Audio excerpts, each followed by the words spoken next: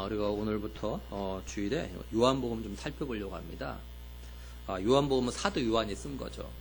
사도 요한은요, 요한복음에서 자기를 가리켜서 뭐라고 했냐면요, 사랑하는 제자 이렇게 표현합니다. 한 예로 요한복음 13장 23절에 보면요, 예수의 제자 중 하나가 곧 그가 사랑하신 자가 예수의 품에 의지하여 누웠는지라 이렇게 말씀을 해요.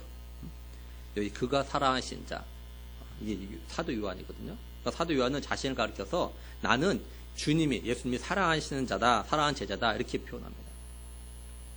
이 사도 요한의 형이 누구냐면 야고보예요. 예수님께서 요한과 야고보 형제에게 별명을 지어주죠. 그 별명이 뭐냐면요, 울의 아들입니다. 마가복음 3장 17절에 보면 또 세베대의 아들 야고보와 야고보의 형제 요한이니 이 둘에게는 보아너게 곧 울의 아들이라는 이름을 더하셨으며 이렇게 말씀을 해요.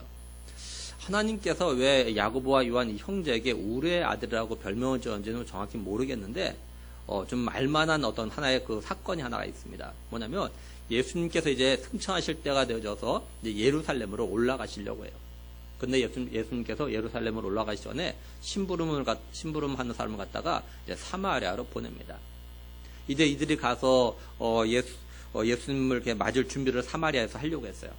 근데 이 사마리아 사람들이 예수님이 예루살렘으로 간다라는 걸 알고 예수님 갖다가 사마리아에 들어오지 못하도록 막습니다. 그러자 어떤 일이 있냐면요, 누가복음 9장 54절에 보면 제자 야고보와 요한이 이를 보고 이르되 주여 우리가 불을 명하여 하늘로부터 내려 저들을 멸하라 하기를 원하시나이까. 그러니까 야고보와 요한이 그 말 듣고는 화가 확 났나 봐요. 이렇게 주님, 우리가 그냥 불을 명해가지고 저들 확 태워 죽일까요? 이렇게 이야기하는 거예요. 야고보와 요한이 형제가. 이걸 보면 이 둘의 성격을 좀 어느 정도 알 수 있는 것 같아요. 근데 이랬던 사도 요한이요, 나중에 사랑의 사도로 변하죠. 그래서 이 사도 요한이 쓴 책이 또 뭐가 있냐면 요한 1, 2, 3서, 그 다음에 요한계시록 씁니다. 근데 우리가 알다시피 요한 1서 같은 경우는 사랑에 대해서 굉장히 많이 이야기하고 있거든요. 그러니까 이랬던 사도 요한이 굉장히 사랑의 사람으로 이렇게 바뀝니다. 그리고 이제 사도 요한은요, 오순절 성령 강림 사건 이후에 베드로와 함께 이제 예루살렘 교회를 세우는데 중심 역할을 하죠. 그리고 예루살렘 교회 기둥 같은 그런 존재가 됩니다. 학자들은요, 사도 요한이 이 요한복음을 쓴 때를 갖다가 약 85년에서 90년경으로 좀 보고 있어요. 사도 요한이 95년경에 반모섬에 유배되거든요. 그러니까 사도 요한이 반모섬에 유배되기 전에 어디에 있었냐면요, 에베소에 있었습니다. 에베소 교회에서. 그래서 에베소에서 이제 있으면서 요한복음을 갖다 쓴 걸로 이렇게 보고 있어요. 그러니까 사도 요한이 요한복음을 갖다가 쓸 때 누굴 생각하면서, 누굴 첫 번째 독자를 생각하면서 썼냐면요, 에베소 교회를 중심으로 한 소아시아에 있는 그 교회들 갖다가 생각하면서 이 요한복음을 갖다 쓴 거예요. 소아시아 지역의 교회들 이렇게 성도들 구성이 어떻게 되냐면, 유대인 출신의 성도들과 그 다음에 이방인 출신의 성도들 이렇게 같이 있어요. 그러다 보니까 교회가 겪는 어려움이 있습니다. 당시 로마 정부로부터 박해를 받는 건 똑같이 받지만 성도들이 어디 출신이냐에 따라서 겪는 어려움이 조금씩 달랐습니다. 먼저 유대인 출신의 성도들의 겪는 어려움은 뭐냐면요, 주로 구약과 신약과의 관계, 그리고 유대교와 기독교의 관계가 이제 아직 세워져 있지 않아서 겪는 그런 어려움이 있었어요. 예수님이 승천하신 다음에 오순절 사건이 있은 뒤에 기독교와 유대교에 이렇게 큰 갈등이 없이 한동안 좀 지냈습니다. 근데 시간이 지나면서 이제 유대교와 기독교 사이에 갈등이 막 서서히 드러나기 시작했어요. 그래서 유대인 성도들이요, 예수님에 대한 신앙 고백을 하면 어떤 일이 생기냐면 그들이 전통적으로 속해 있던 유대인 공동체로부터 추방을 당했습니다.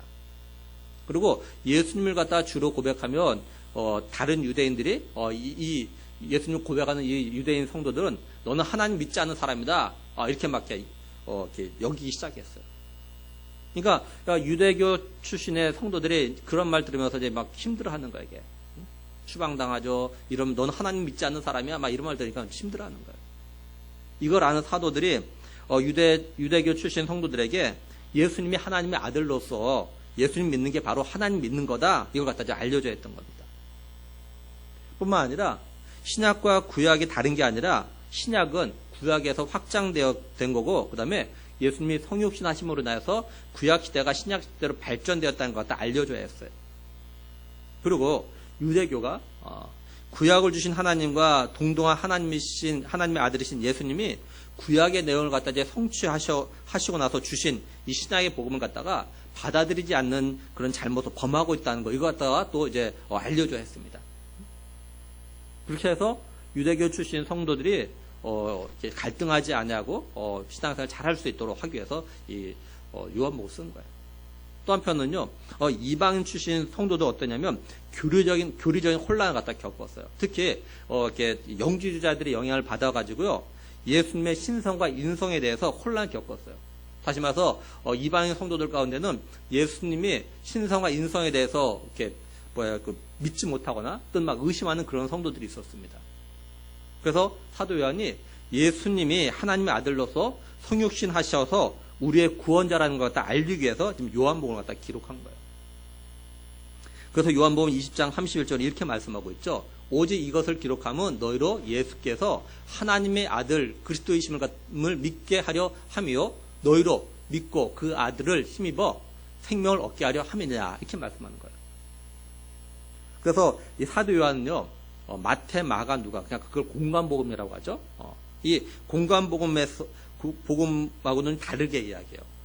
공관복음은 어떠냐면요, 예수님의 공생의 사건에 대해서 일일이 거의 기록합니다. 근데 요한은요, 공생의 사건 가운데, 예수님의 공생의 사건 가운데서 예수님이 하나님의 아들이시고 그리스도라는 것을 갖다가 알릴 수 있는 그런 사건들만 골라서 이렇게 또 기록을 했어요. 그러면서도 마태, 마가, 누가복음에서 찾아볼 수 없는 어떤 사건과 내용도 기록을 해가지고 복음서를 갖다, 다른 복음을 갖다 이렇게 보완하는 그런 역할을 갖다 이 요한복음이 합니다. 이제 우리가 요한복음을 통해서 예수님이 하나님의 아들이시고 또한 우리를 갖다 구원하기 위해서 이 땅에 오신 구원자라는 것을 갖다가 다시 한번 확인하고 믿음으로 인해서 영원한 생명을 얻고 또한 이 믿음으로 살아갈 수 있기를 원합니다. 그러면 사도 요한은요, 예수님이 하나님의 아들이시라는 것, 다시 말해서 예수님이 하나님이시라는 걸 갖다 어떻게 말하고 있습니까? 1절, 2절을 보면요, 태초에 말씀이 계시니라. 이 말씀이 하나님과 함께 계셨으니 이 말씀은 곧 하나님이시니라. 그가 태초에 하나님과 함께 계셨고, 이렇게 말씀을 해요. 사도 요한은요, 먼저 예수님이 언제부터 계셨는가에 대해서 이야기해요. 근데 여기 말씀이 누구냐면요, 바로 예수 그리스도를 가리킵니다. 사도 요한은 자신이 쓴 다른 성경에서도요, 예수 그리스도를 갖다가 말씀이라 이렇게 표현합니다. 예를 들면 요한일서 1장 1절에 보면요, 태초부터 있는 생명의 말씀에 관하여는 우리가 들은 바요, 눈으로 본 바요, 자세히 보고 우리 손으로 만진 바라, 이렇게 말씀을 하죠. 사도 요한은 예수님을 통해서 복음을 들었어요. 그리고 예수님 갖다 직접 만져봤고, 예수님을 갖다가 또한 이제 직접 이렇게 본 거죠. 보고 듣고 만져봤어요. 사도 요한은 이런 예수님을 갖다가 생명의 말씀, 이렇게 표현합니다. 그리고 요한계시록 19장 13절에서는요, 또 그가 피 뿌린 옷을 입었는데 그 이름은 하나님의 말씀이라 칭하더라, 이렇게 말씀을 해요. 여기 그는요, 예수 그리스도를 갖다 이야기합니다. 예수 그리스도가 피 뿌린 옷을 입었는데 그 이름은 하나님의 말씀이라, 이렇게 했다는 거예요. 그리고 여기 태초에 말씀이 계셨다, 이렇게 말씀하고 있으니까 결국 뭐냐면, 그래서 예수 그리스도가 태초에 계셨다라고 말하고 있는 거예요. 그리고 예수님이 태초에 계셨다는 건 뭐냐면, 예수님은 세상이 창조되기 전에 계셨다, 이 말하는 거죠. 그래서 태초에 계시니라, 이걸 갖다가 공동번역 개정판 이렇게 번역해놨어요. 한 처음 천지가 창조되기 전부터 말씀에 계셨다. 창조되기 전부터 말씀에 계셨다. 창조되기 전부터 예수님이 계셨다, 이런 말씀이죠. 또 그 예수님이 태초에 하나님과 함께 계셨다는 거죠. 그러니까 천지가 만들어지기 전부터 말씀이신 예수 그리스도께서 하나님과 함께 계셨다라는 거예요. 사도 요한은 요한계시록에서 태초부터 계셨던 말씀이신 예수님을 갖다 또 이렇게 표현해놨습니다. 요한계시록 1장 4절에 보면요, 요한은 아시아에 있는 7교회 편지하노니 이제도 계시고 전에도 계셨고 장차 오실리, 이렇게 말씀을 해요.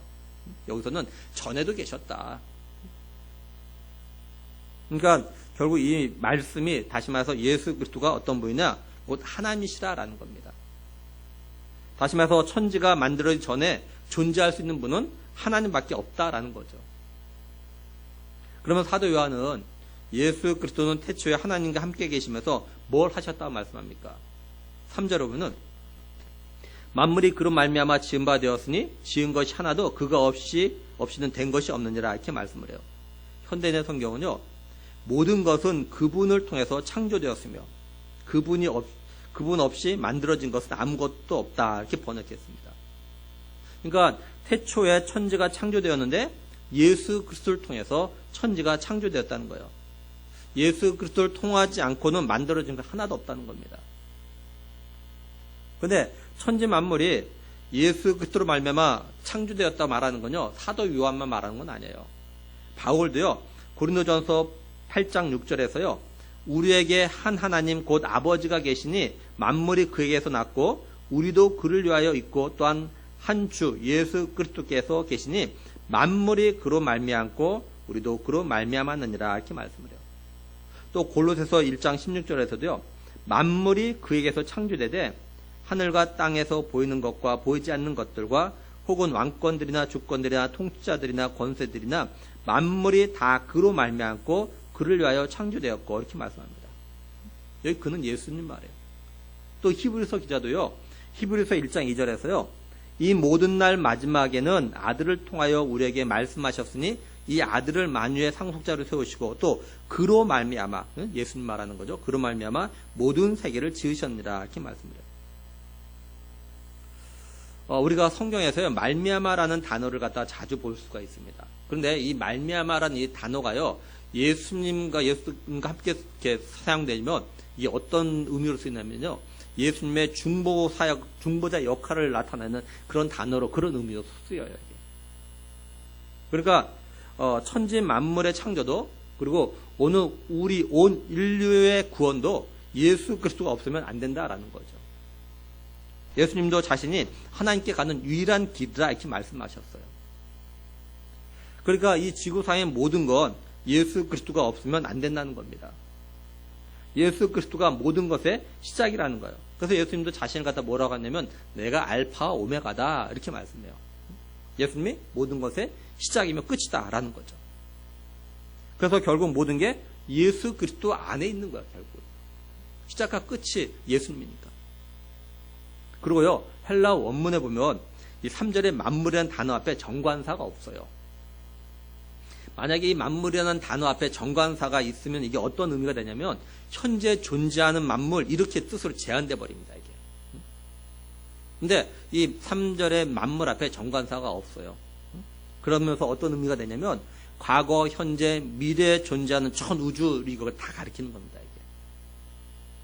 그러니까 만물이 그로 말미암아, 다시 말해서 예수 그리스도로 말미암아 지어졌다는 것은 과거의 역사, 현재 역사, 그리고 미래의 역사도 모두 다가 예수 그리스도를 통해서 이루어져 간다 이런 의미인 거예요. 이게. 한마디로 말하면 뭐냐면 모든 역사의 주인이 바로 예수 그리스도다 이렇게 말씀하고 있는 겁니다. 만물이 예수 그리스도로 말미암아 지어졌다는 걸 오늘 우리에게 그러면 어떻게 한번 좀 적용해 볼 수 있을까요?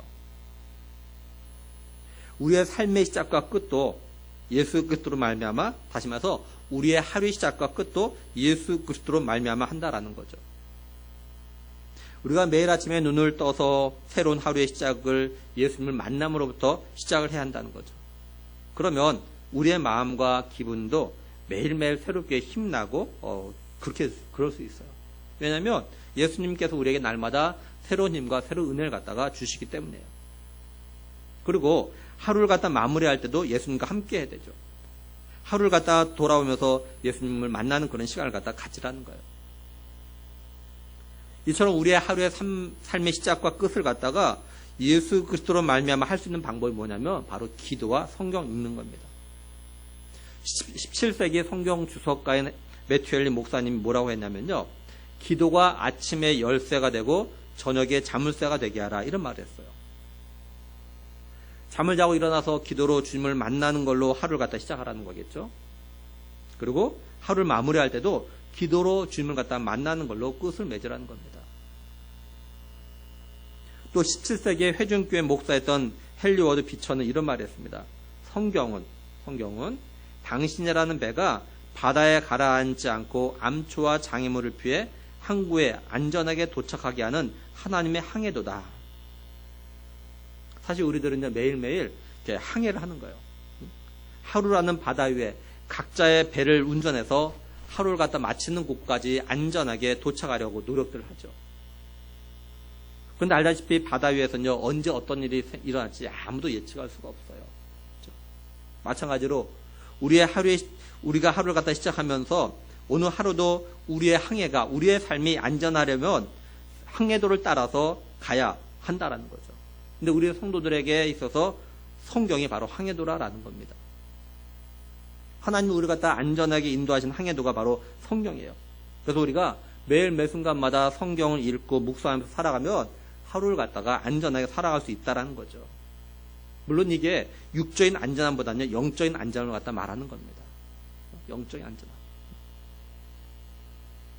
그러니까 우리 성도들은, 또한 청년들은요, 매일매일 처음과 끝이 되신 예수님과 함께하기 위해서 기도와 성경 읽는 삶을 갖다가 살아가야 한다는 거죠.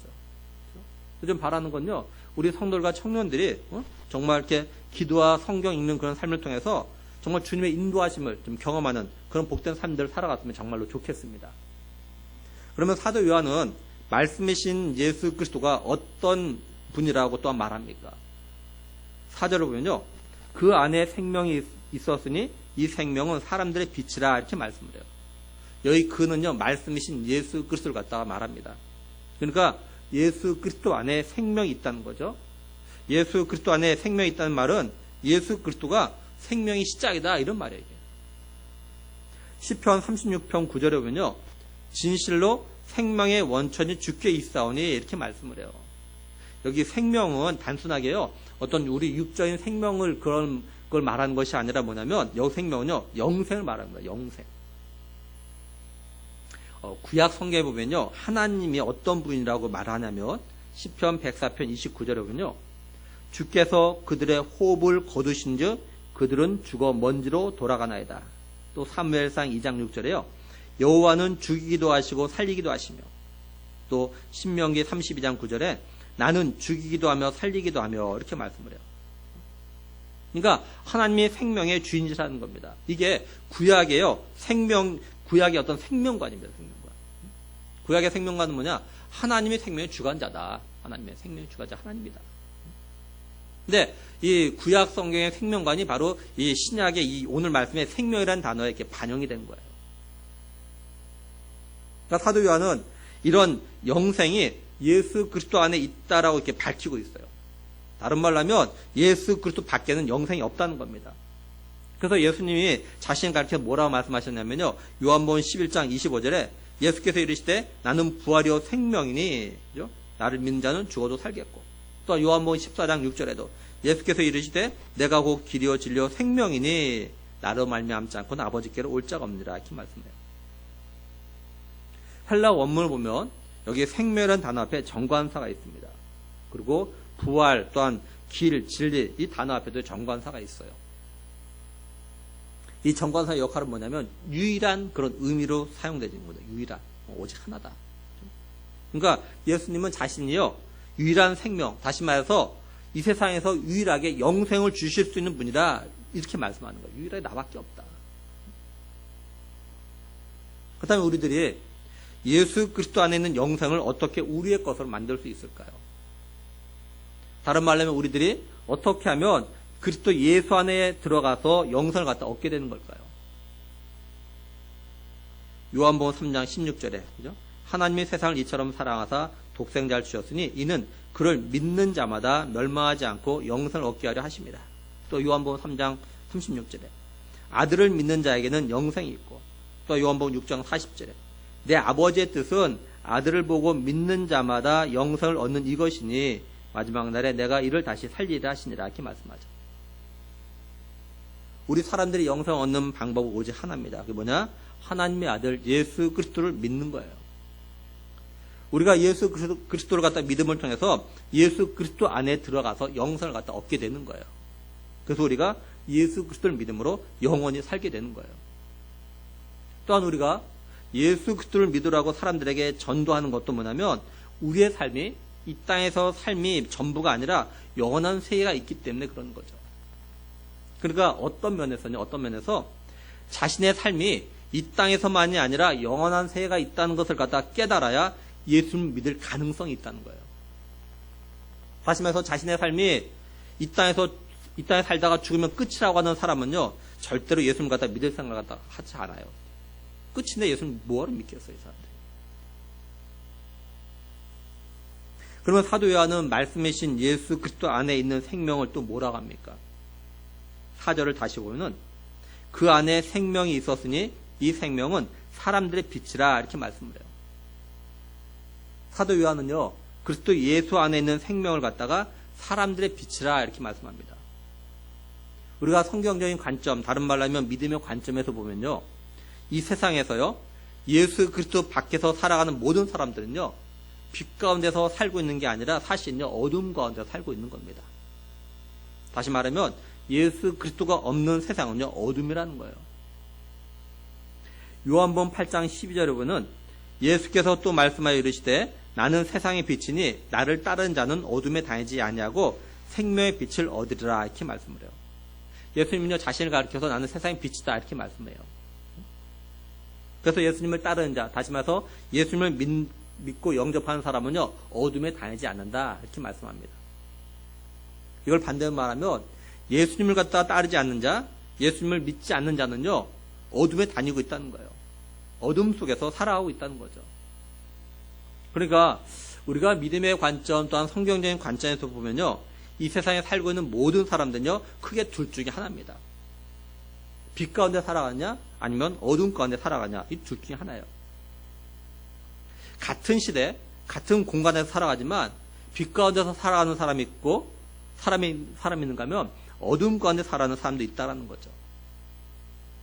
하나님께서 이걸 실제로 보여주셨어요. 하나님께서 이스라엘 백성들이 애굽에 있을 때, 그죠? 애굽의 그 바로왕이 이스라엘 백성들과 내보내지 않자 재앙을 내리시죠. 그죠? 그 가운데 어떤 재앙을 내리시냐면요, 출애굽기 10장 21절에서 23절 보면 여호와께서 모세에게 이르시되 하늘을 향하여 내 손을 내밀어 애굽 땅 위에 흑암이 있게 하라. 곧 더듬을 만한 흑암이 있으라. 모세가 하늘을 향하여 손을 내밀매 캄캄한 흑암이 3일 동안 애굽 온 땅에 있어서 그 동안은 사람들이 서로 볼 수 없으며 자기 처소에서 일어나는 자가 없을 때 온 이스라엘 자손이 거주하는 곳에는 빛이 있었더라 이렇게 말씀을 해요. 하나님께서 모세를 통해서 애굽 전역에 흑암이 내리게 해요. 그런데 애굽에서 이스라엘 백성들이 살고 있는 그곳만큼은 빛이 그대로 있었다는 겁니다. 같은 시대, 그리고 애굽이라는 같은 공간에 있는데 오직 하나님의 택한 백성, 이스라엘 백성들이 있는 그곳에는요, 빛이 그대로 존재하고 있었다는 거예요. 최소한 3일 동안은. 그러니까 오늘날도 마찬가지예요. 같은 시대에 살아가고 있고 같은 공간에서 사실 살고 있지만 이처럼 빛 가운데 살아가고 있는 사람과 어둠 가운데 살아가는 사람이 있다라는 거예요. 그럼 사도 요한은 왜 말씀이신 그리스도 안에 있는 생명이 사람들의 빛이라 이렇게 말했을까요? 그건요, 한마디로 말하면요, 이 땅에서 생명을 가지고 있는 존재들에게는 빛은 생명과 같기 때문에 그래요.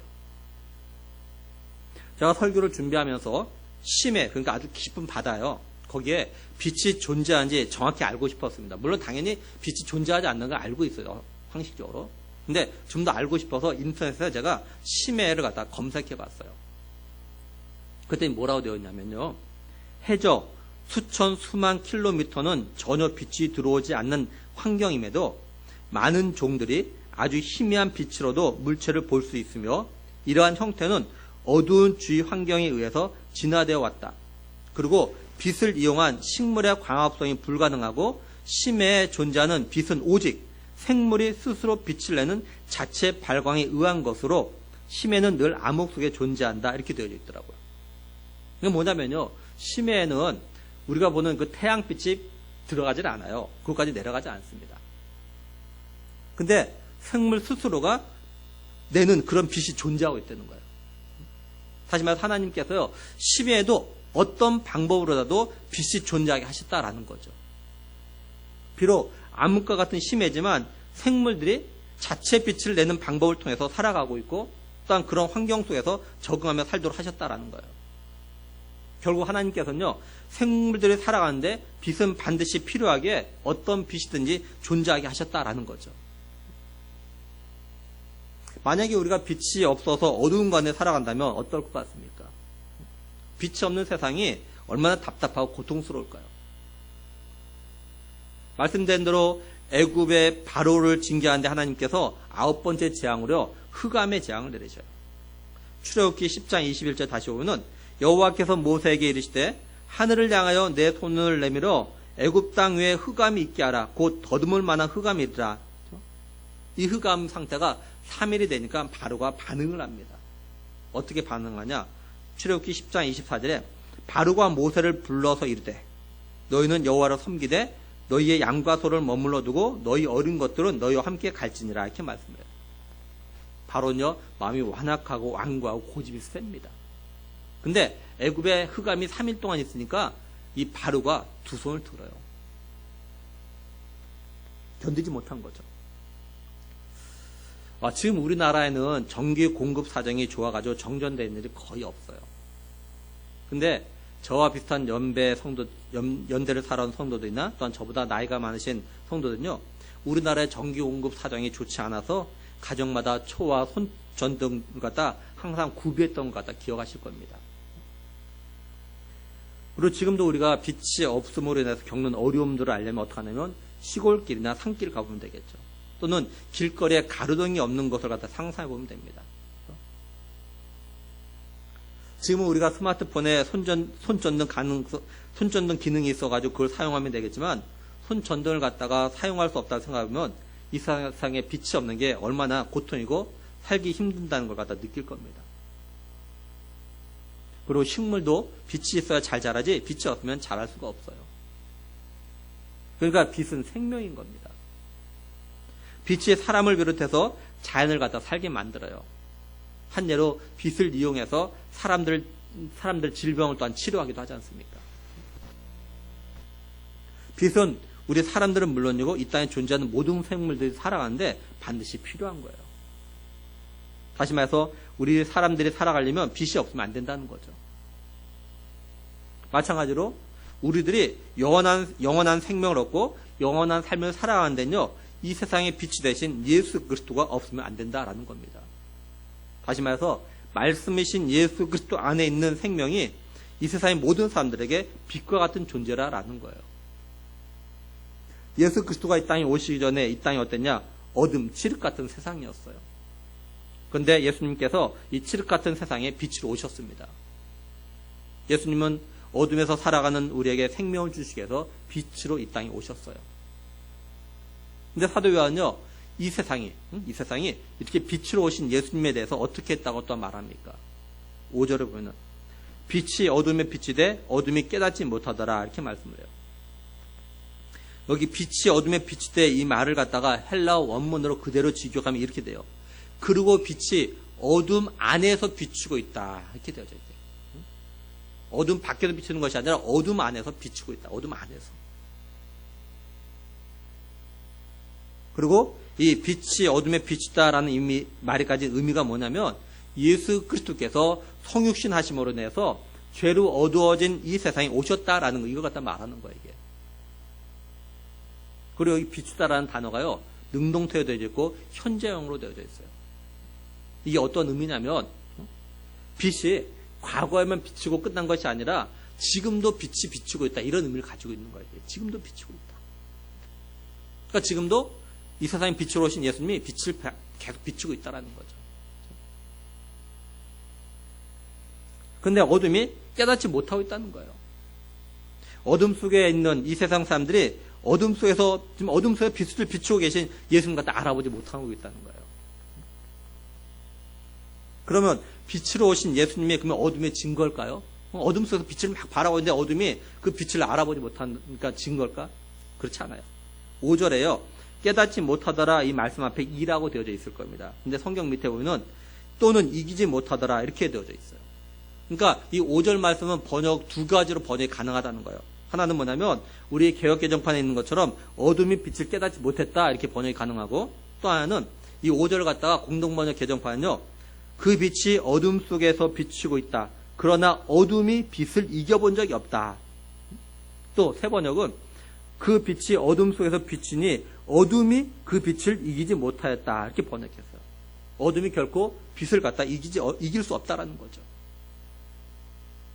그러니까 빛이 어둠에 비추고 있는데 어둠에 있는 사람들이 또 어둠의 권세를 잡고 있는 자가 빛으로 오신 예수님을 갖다가 몰라보니까 그 빛이 아무런 영향력이 없는 줄 아는데 그렇지 않다라는 거예요.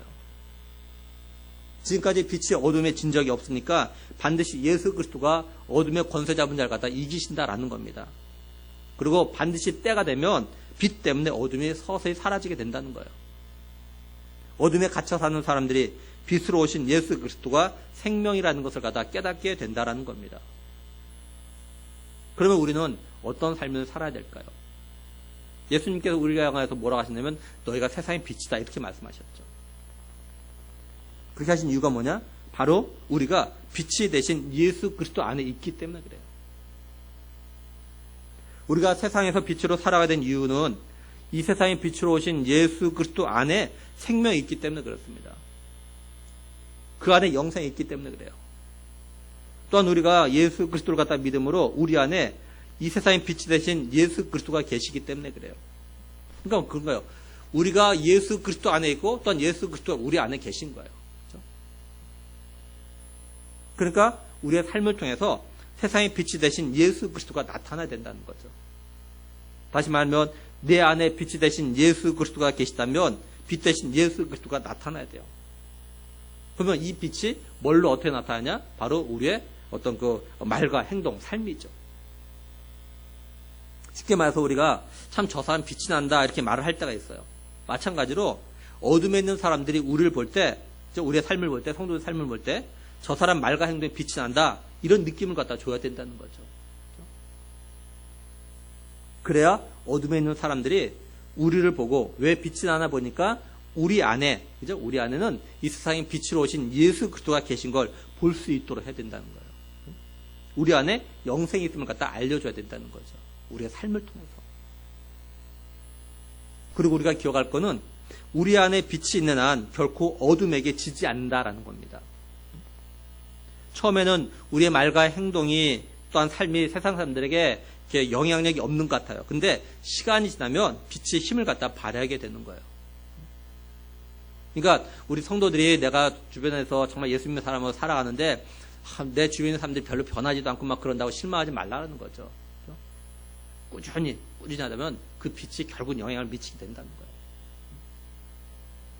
결국 빛이 어둠을 이기게 되는 겁니다. 다른 말로 하면 그리스도가 어둠의 권세 잡은 사단을 갖다 이기게 되는 거예요. 그리고 하나 더 기억할 건 뭐냐면 우리가 우리 안에 빛이 그대로 드러내는 삶을 갖다가 살아야 한다는 거예요. 우리 스스로가 빛을 갖다 가로막으면 안 돼요.